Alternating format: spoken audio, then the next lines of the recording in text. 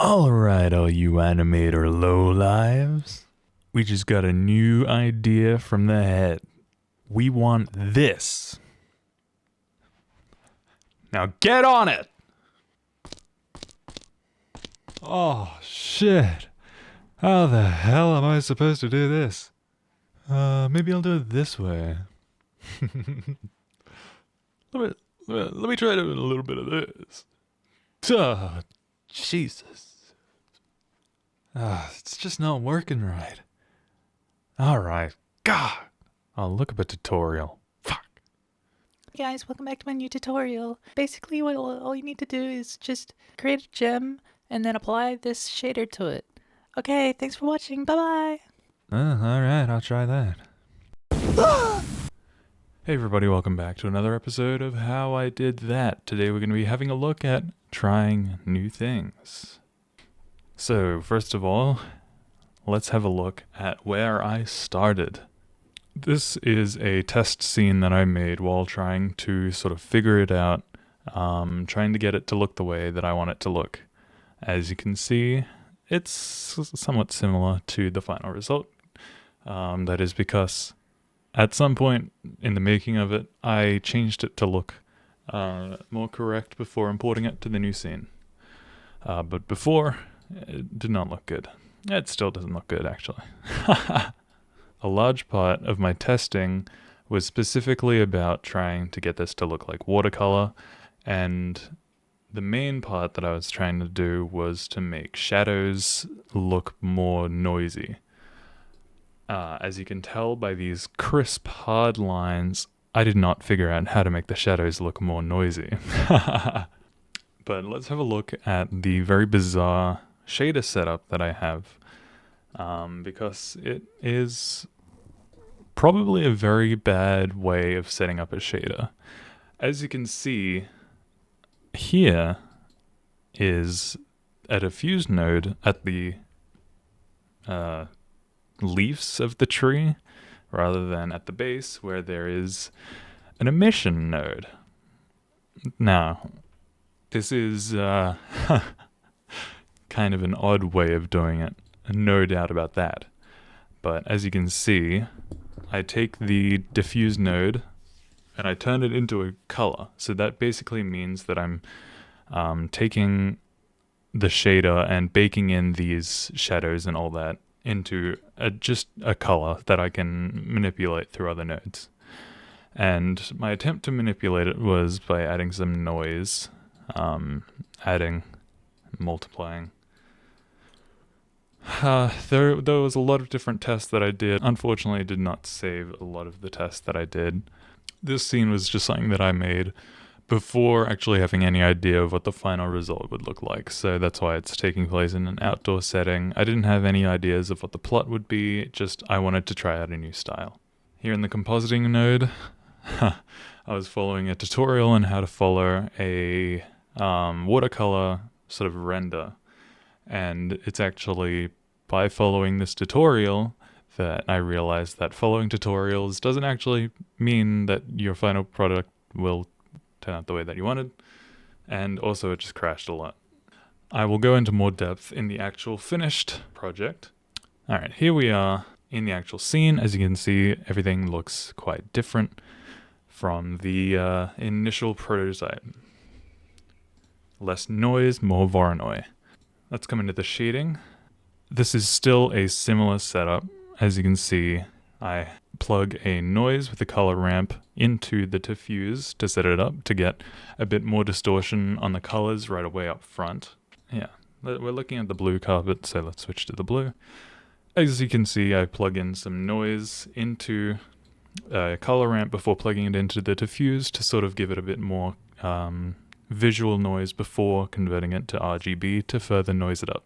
I use a texture coordinate with a mapping node just to make sure everything fits into the object and sort of make sure it's all square so it's not being stretched out by the change things.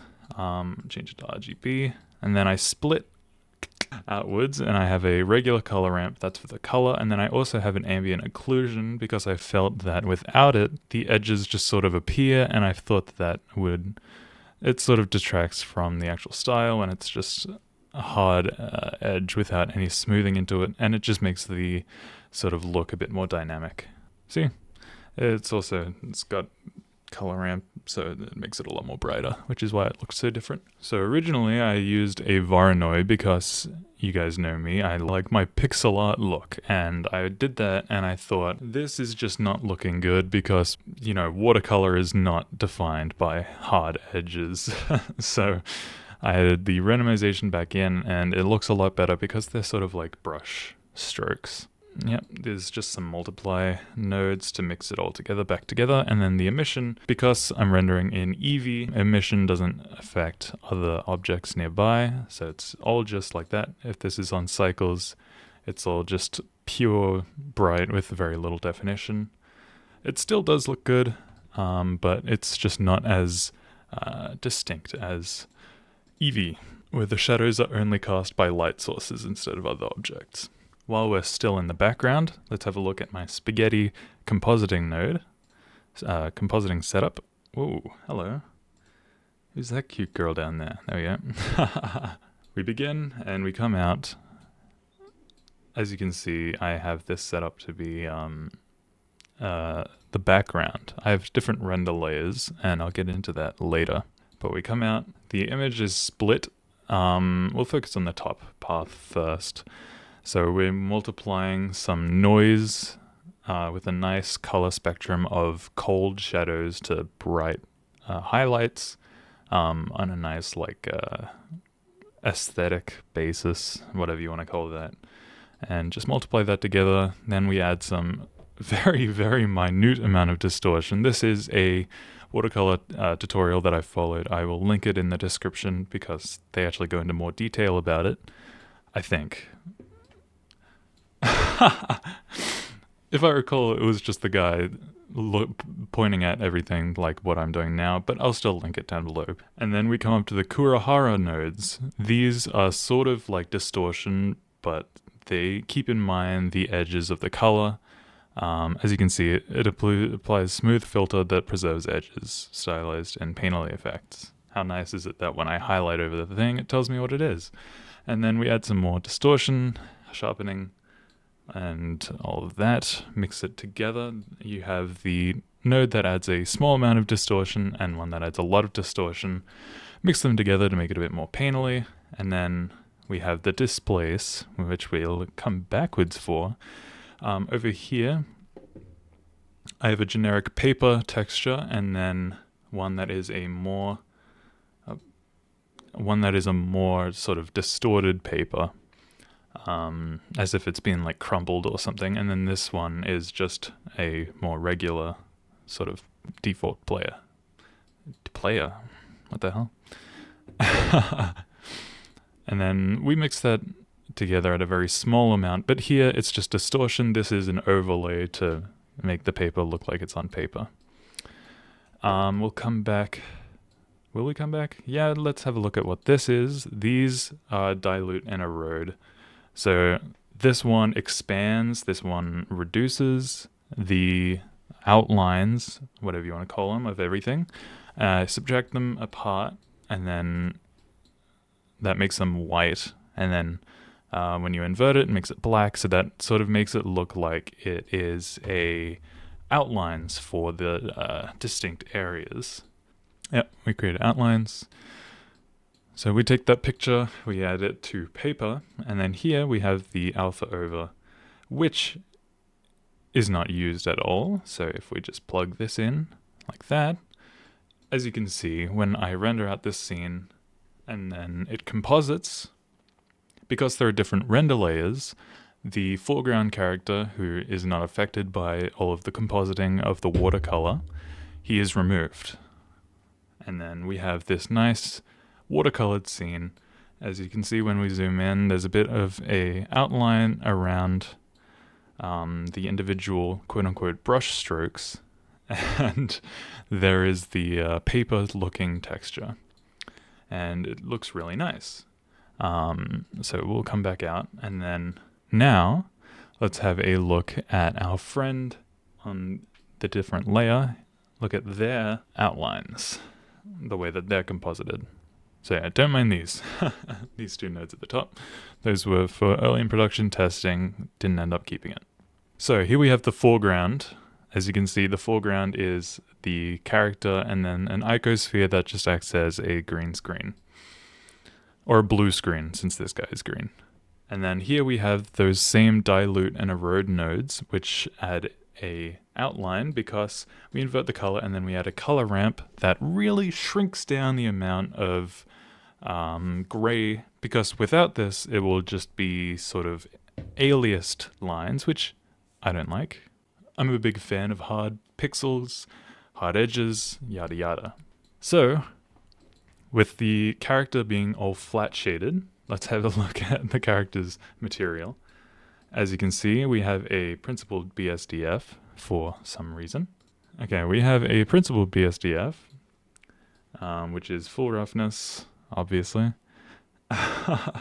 We converted to RGB. I didn't think that this even needs to be a principled BSDF. But it is. We have the color ramp, just removes basically all shadow except for a very, very, very, very small amount.